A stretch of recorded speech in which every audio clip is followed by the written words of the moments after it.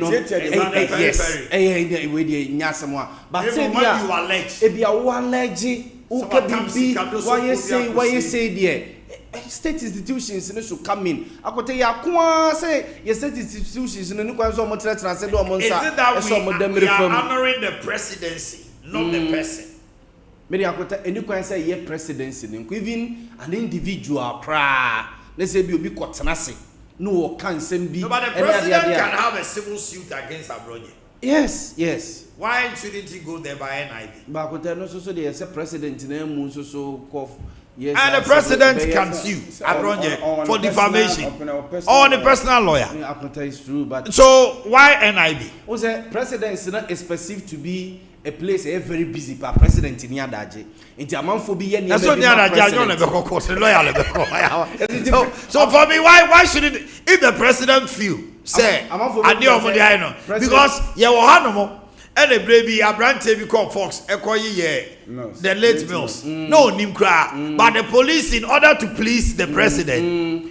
Ekochi Abrante no. Omo kachi Mills no Mills so munyano. Akote bia se okato se na onim nti se ekoye eyi. Enti we no fi se o mampan jo mama ya we. Ebi kra onte. Because oni adaje ne ma wa tell. Enti so the NIB no omo ye we no to do what? Say omo invite no say Abroye member. NIB die no. So mo investigate ya.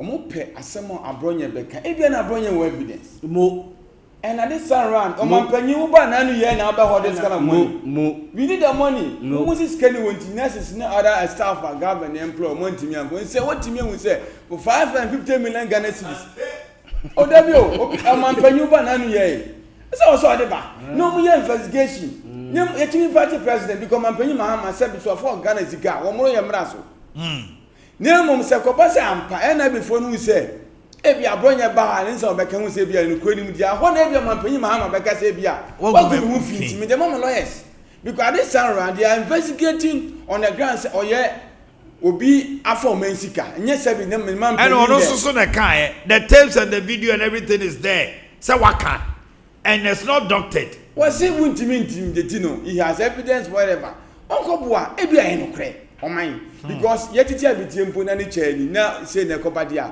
obi a pese ohun say no kura dia omwa bi NIB for no mfa omfa onhwe evidence ma omo no mfa ti mampanyini no kotwe ni statement because yemfa enyama ni agro oman no yenka say bia omampanyi Mahama enya omanfo goodwill afada matter kwaku ohini jan NSA deputy director ya invite no say ono susomra na o me chire niam bim ebi mo e ka se na IT sem no pa na odi mu akotene deputy director operations one ayi gift your worry gift ni there obi enhu no wa sedinam yen wonyeza wa sedinam mo so what happens to sedinam will the president pursue sedinam of course say Sadinam a serious test case ma NDC in their quest to prosecute guilty because the 7 cases are omo akọ clear or court withdrawal no abe bi mo say abe a dent in their prosecution because o pe obi ache no ye de obi akogina ho wo so ye hu nipa enu ntino hu de ntie wo so ye dey o to aso and there many people on my cases were Kwakubu Ahimone former chairman but the ones are almost attended in almost defense you should have allowed the process to continue. Your cases live one will be who say Obi to say Kwakubu Ahim for Swampofo some a waste but could be scraka home no here but Opunimono Adeno. Nanka mo kuhumfi to say now no movie said na atembo no because aban hu bon mu dia now aban ni ho enti ajaje for no kura no mo ti asem no say aban bi na na ehye wo mo a this time around their conscience will tell them say so mo ani asem ni ya o mo so aban no ti so ni o mo de they go through the process now it is off now you are starting a new process. How are people going to see you? And to be to say said now say So I'm to be taking it up. To send a tia Deputy Attorney General. Eka say omo locate baby or one omone Interpol di command and chebi ombe extradite no abano. Extradite no abano. Say omampeni mo ye. So they really want to deal with the issue. Certain should be part. Give to your worry. Baby I was say biara. Ghana we are see obi ntimi nyane bi o. David. So they shouldn't be telling a story that they cannot find it. Cannot for that no say yi. US. So oba. Ababa, ken baba. Obaba. It's nobody. Oh, a man can say much. I'm sorry about that. Yeah, Ken, as it stands now, or just like a Boakye issue, allegation. It's up to the government. Me the only man there. They say ya chewo kra. Na dey MPP for ajeche NDC for ni bi. Libri So, yes in court case in acquittal. kura ye hunde. NDC chi MPP for.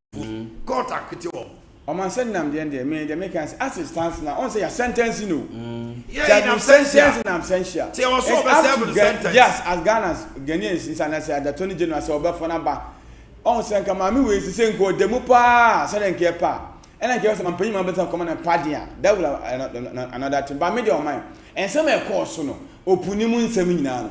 The government's interest in prosecuting them no. Oman na ya agro kakra. The way I say cannot do money up based on money prosecution. Oman in can ya fast track system no gidi and can say do munya awako am yehu sebedi to say body no ba go do. But e be ne ayidie saglimidie. Later report come by almost 20 million question for news so and then Argentina assemble ko nipa na yedina koko gina court na afi aban sade sa house ya sa e ma ankrankra and now we be asem say asem no ebia evidence exhibit nyama abesa no court ho no eni enyama japade na oyeye no oya wo de toto ho a wo ko ton wi a wo be de na asa de Sagram ye ton ba ko. hwe nya na omo de beto wo say omo private investors agwa ton no but that was a project. The government was looking for investors. And also tin na ni pa ne kokko to e say o manage na o ma o jai e ma ye nyina Na wie 8 years now go be ye no be wie no. na say and you have to check you 8 years o timi ye 8 years say nka na because of the litigations no sunti na ma sa na ma ni nyina so chesa. and say court in some day ya obako what the obako na as what I say we can establish almost say premier facie whatever against that individual no and yes director of operations of NIB events no NSC no share ya friend no last week ye ni na bidi go ka che say sa 81,000 extra names no was say enye no correct.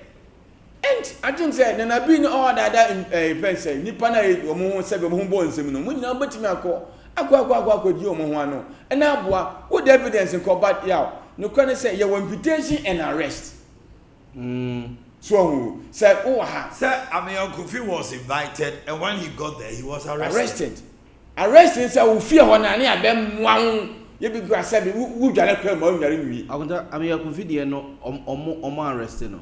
No, he was invited in the morning. E won fie. Ne banse no mo de pick up straight ko ni fie. Invitation no. Na ba sa officer go no mu je. Invitation ne. Abi yo ko nye ni packet o. Pick up straight. Yes. Where should any two?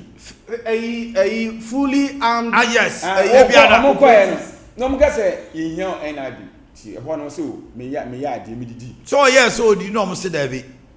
Later they even said they have a warrant to invite him. I mean, warrant they go invite you. Sunday, say Sunday. Warrant we have established here, say inviting you or whatever. No, there's no day. There's no day.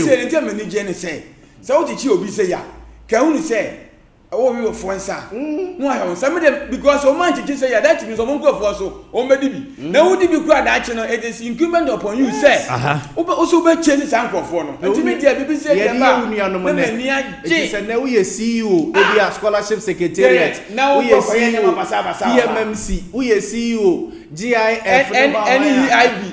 Any NEIP we CEO ha. What you say? Akuta no ahwede ye nipa ne no. Unuanom mpanimfo omudi wodi mu ne. Politician will be politician. By yenchi no money deja. Dey wote ho no. Won take ra. Ono ne power no aba obedi. Oh no we mu dey won say oh masa. Unyo mu. Na kanema NPP fo ya krade NDC fo ifa mu. Opuni mu fa mu. Na ka wo so ye betima be invite wo. Can you see invite wo kra? I said, Sabi, what's the moon? Oh, that what? Tell you, Asante, money. I could just kind of the old say, was at the end of war. Or had allowances in the very be not deal with Toma. Yeah, they almost said they can outsmart the system. And there are some who outsmart the system. Almighty, Yahweh.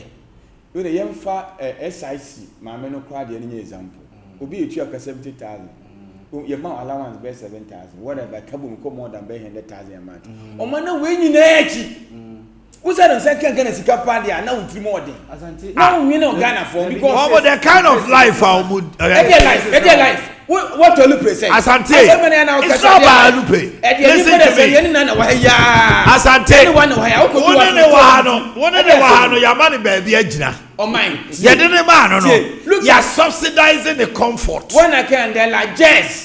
Very good. And dear more say, for cook at us, chef. Yen pese obeda with and until obeso catch na say na when you and your class no see and yen ko mo class be bo man nya wo class yeah the class be bo man no bedru baby ono obesa catch yourself your class no so ya dem what you say human insatiability we a minister and I say finance minister we a bank of needs yes we a bank of Ghana governor. You try come more than best 120,000 Ghana is a man. Allowance is mine. Now when you nechi, what to me? HSC come a baby said the Omokano, said the parliament. So try 40 billion Ghana. Now I could say on mine is ya. Now yema when you nechi for so bad pan a basso. Okay. The American my info in terms appointment committee in there. Okay. Now 13 deputy ministers no Oma go through the system. Okay. The appointment committee 9:30 a.m. No ma transi. Na nyame adoma ya wada 9:30 a.m. So no it is expected so Omanhene Samre ne kona no obekom rahye bedwafie na oni Ghana fo akotwetwe nkomo na waka kire Ghana fo eniema ewo ho no mo na Thomas Nyako ampem ewo ho Benizo Krete Telabi enso so be kobi NS Bruja Jamfi. I saw a post of Omane Boama, Dr. Edward Omane Boama. Yes. And the post was 2013. Yes. Now Okobetin. Yes. To Omane Kobetin no okasa wie na Bruja Jamfi edito the wall say this man exudes so much intelligence to the point that I will one day wish that I deputize him. Listen, I deputize him to learn from his wisdom. 2013, and Bruja Jamfi can't same way on the wall. Say, Obiti say, Omane Boama, Yansani Nimdia, what down the D. Vetting committee, no, I say no. Obenya Kadachi were any deputy. And then Bruja Jamfi has been assigned to become the deputy. You see, I always tell people, words are powerful. Words will take you to places or bring you down. Abusian for ye Daniel Wamba. Na ye de agudi hun semaba. Ebo no SOMPA omita dianaya. Ye ne Erastus Asaredonko. Ebe to chenkomo. Na ye didn't come on whether he's pleased with the way Omanhene Yaw mama Ashe Galamsey Asia. Now a lot of people are alleged and Erastus so kind and now no so or catch Omanhene Yaw mama say Nenkro for forest name. We will be back. Stay with us. Weekend is so for your operations.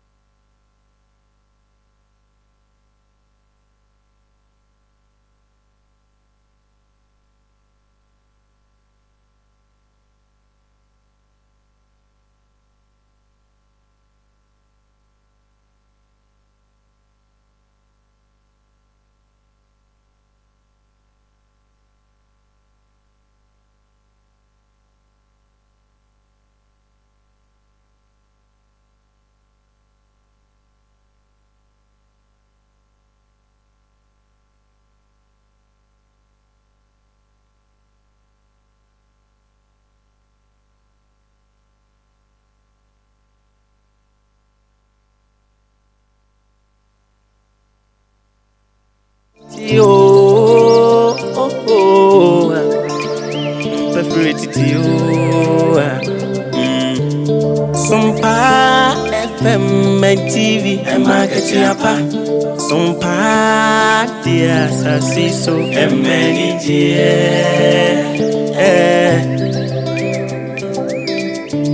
Ajuma yesimini aketi enti usumu sumyo abuna bema wanya aketi Yapa.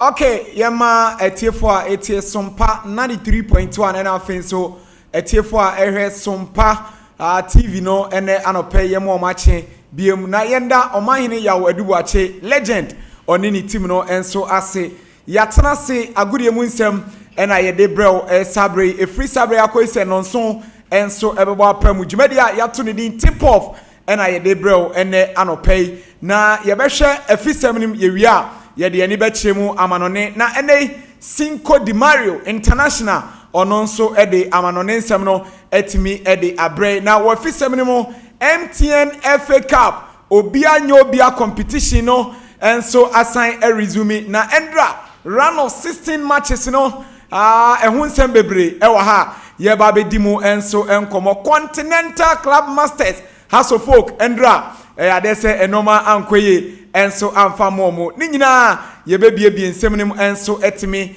ede amount sanso na Kumasi Asante Koroko IMC no omuse enei omuhia ensemtrofo ene anope ebra nonkono enso abasa nsem ni nyina ye de munchemu enso ebema Bra Queens omukobo anyankofa kensie enioma enso entimi ankoye amfomo wei ene afoforo bebre ene ye betena se na afen so ye de ni nyina enso abrel edi amejeso ejekum Blankson Junior obetimi afrem Orlando ye na ye ho ye ba ye hyensem na se edi ama.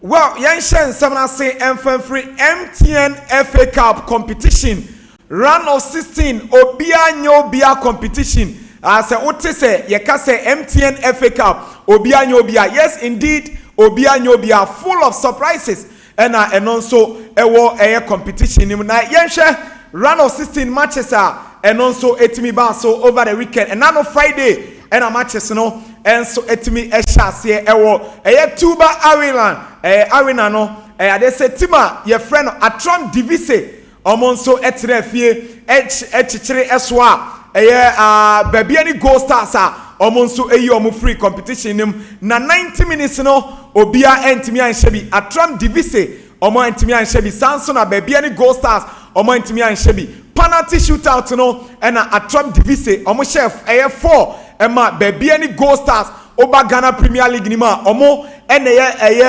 league leaders nenso MTN FA Cup no omo she penalty ni 3 ewie no na chese division 1 side atram divise omo na etimi a progress to the quarter final stage of the MTN FA Cup. Na no Sunday matches no enyina enso etwaso na sei na matches no enso ekoye true democracy omo ehye kabako ema Nania FC enso etimi ehye kabako penalty shootout True Democracy eshe 5 Emma Nania enso eshe 4 True Democracy omonso a progress to the next round of the competition. Techima Liberty Youth omo anshebi Bechem United omonso entimi anshebi penalties Bechem United enso etimi bomode eshe 9 Emma Techima Liberty Youth omo timu miensa yewie na chese Ghana Premier League side Bechem United omonso a progress to the next round of the competition. And our face so Karela United